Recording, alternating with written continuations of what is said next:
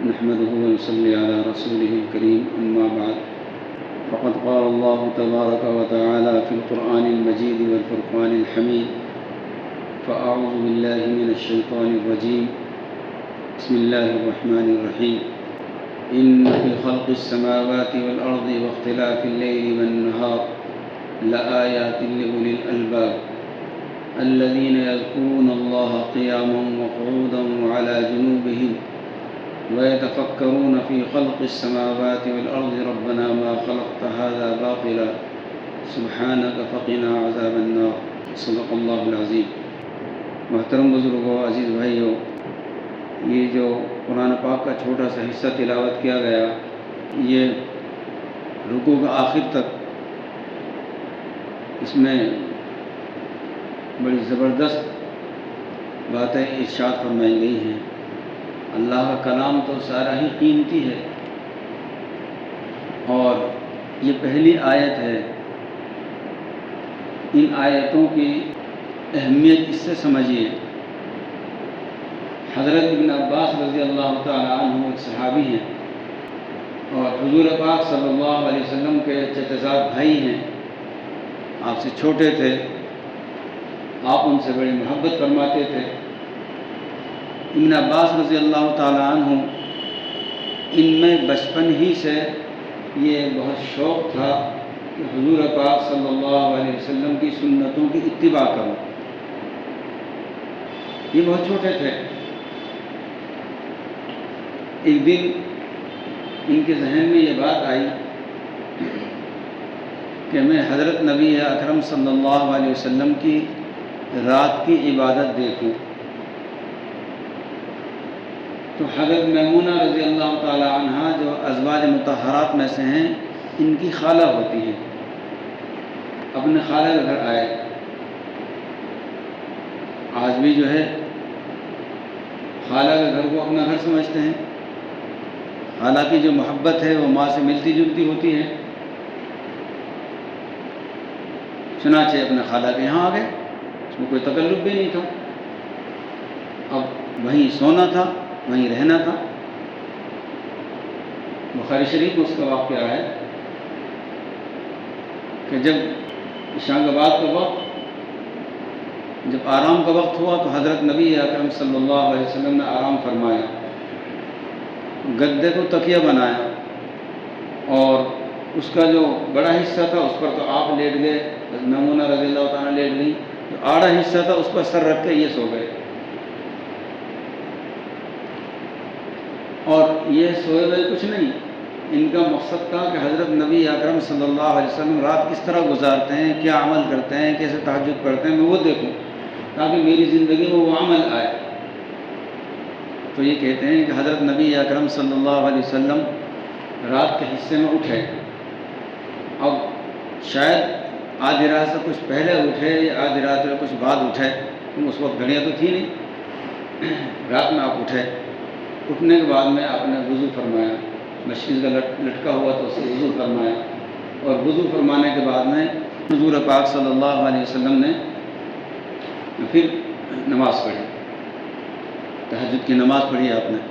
اور یہ بھی کہ جب انہوں نے دیکھا حضور صلی اللہ علیہ وسلم امید مانگ لی، یہ بھی اٹھے، اٹھنے کے بعد میں وضو کی، اسی طریقے سے سب کام کیے، اور یہ بھی آپ کے ساتھ مل گئے۔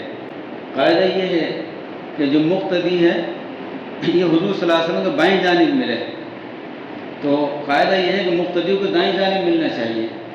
تو حضرت نبی اکرم صلی اللہ علیہ وسلم نے ان کے سر پہ ہاتھ رکھا، اور ہاتھ رکھنے کے بعد میں ان کا کان پکڑ کے ادھر سے ادھر کر دیا آپ نے، یعنی ادھر سے ادھر کر دیا۔ تو اس میں بخاری شریف میں یہ بھی ہے کہ حضور پاک صلی اللہ علیہ وسلم میرے کان کو مسل رہے تھے، اور آپ نے ادھر سے ادھر کر لیا اس کو۔ یہ قصہ انہوں نے سنایا۔ تو اس طرح حضور پاک صلی اللہ علیہ وسلم کی رات کی عبادت انہوں نے دیکھی۔ پھر اس میں یہ بتایا آگے کہ جب آپ تہجد پڑھ چکے، اس کے بعد پھر آپ لیٹ گئے، لیٹنے کے بعد میں آپ سو گئے، اور خراٹے کی آواز آنے لگی، مؤذن آیا، اس نے پکارا نماز کے لیے، آپ کھڑے ہوئے اور بغیر وضو کے آپ نے نماز پڑھا دی جاتا۔ ان کو اشکال ہوا کہ بغیر وضو کی نماز کیسے پڑھا دی، آپ تو سو رہے تھے۔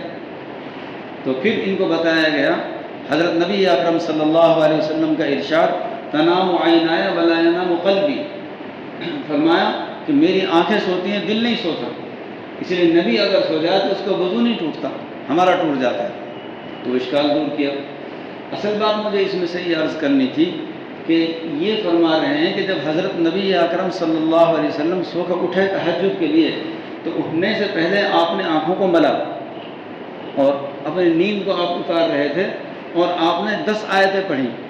وہ 10 آیت یہیں سے شروع کی، ان فی خلق السماوات والارض واختلاف اللیل والنہار لآیات لأولی الالباب۔ یہ پورا رکوع ہے، پورا رکوع پڑھوں گا تو دیر لگے گی، یہاں سے آخر تک آپ نے یہ آیت پڑھی۔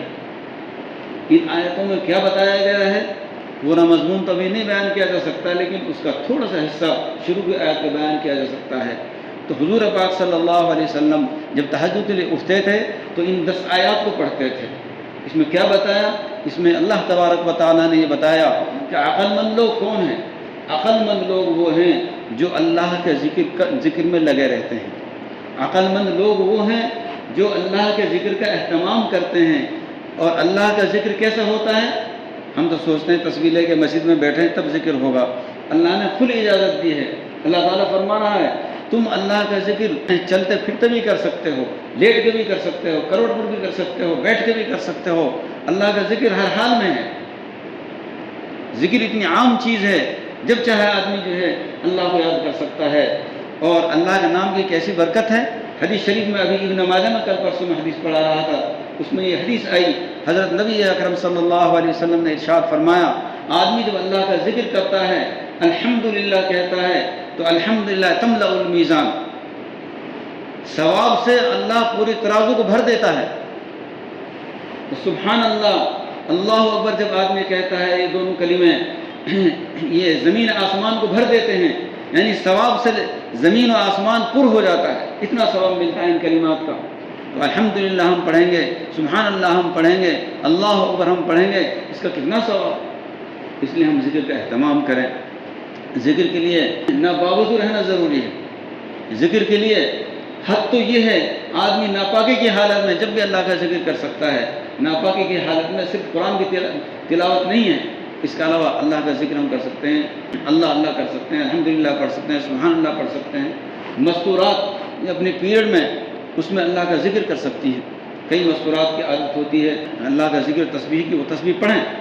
بلکہ ہمارے بزرگوں نے ایک بات بتائی ہے، وہ یہ کہ مستورات جو ہے ان کا ہر مہینہ جو ہے ان کی نماز چھوٹتی ہے، مثلا 7 دن، 8 دن، 6 دن، 5 دن، تو ان کو یہ چاہیے جب نماز کا وقت ہو تو اسی طرح سے کسی کپڑے پہ بیٹھیں اور بیٹھنے کے بعد میں تھوڑی دیر ذکر کریں تو ان کی نماز کی عادت نہیں چھوٹے گی، ذکر کا ثواب بھی ملے گا۔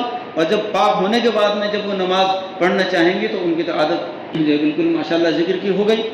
نماز وقت میں وہ ذکر کر رہی ہیں، اگر نماز نہیں ہے تو ہماری مستورات کیا ہوتا ہے کئی دفعہ پھر غفلت میں آ جاتی ہے، 5 دن 6 دن نماز نہیں پڑھی، اب غفلت میں آ گئی اور نماز چھوٹ رہی ہے۔ اگر ذکر کا اہتمام کریں گی، نماز وقت میں تھوڑی دیر بیٹھ جائیں گے کپڑا بچھا کر تو انشاءاللہ ان کی کبھی نماز نہیں چھوٹے گی۔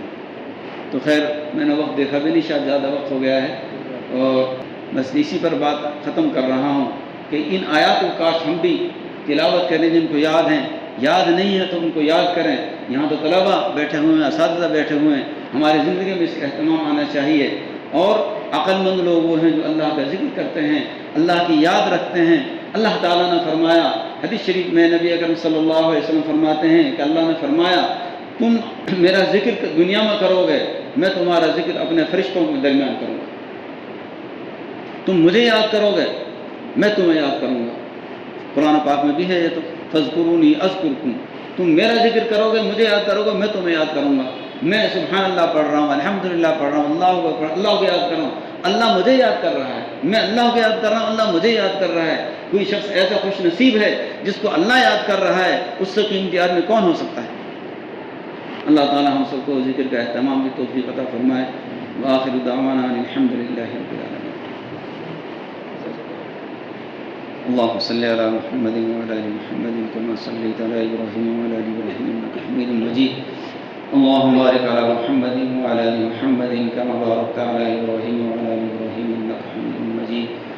ربنا ظلمنا انفسنا وان لم تغفر لنا وترحمنا لنكونن من الخاسرين. ربنا آتنا في الدنيا الدنيا حسنة وفي الآخرة حسنة وقنا عذاب النار. یا اللہ جو کچھ ابھی کہا سنا گیا اس پر ہمیں سب کو عمل کی توفیق عطا فرما، اپنی یاد کی توفیق عطا فرما، اپنے ذکر کی توفیق عطا فرما. مجمع میں جس کی جو ضروریات ہیں سب کی ضروریات کو پورا فرما، سب کی پریشانی کو دور فرما. ہمارے تمام بیماروں کو شفا کلی نصیب فرما، ہم سب کو شفا عطا فرما. ہماری نیک تمنا نیک ارادوں کو پورا فرما. دنیا میں جہاں جہاں یا اللہ فتنہ فسادات ہو رہے ہیں ان کو ختم فرما.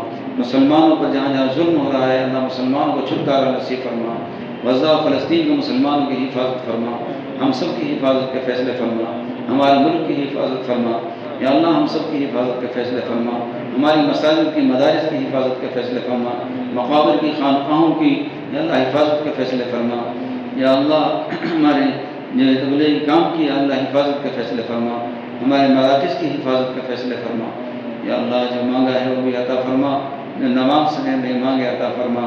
یا اللہ ہماری دعاؤں کو حضرت نبی اکرم صلی اللہ علیہ وسلم کا طفیل مقبول فرما.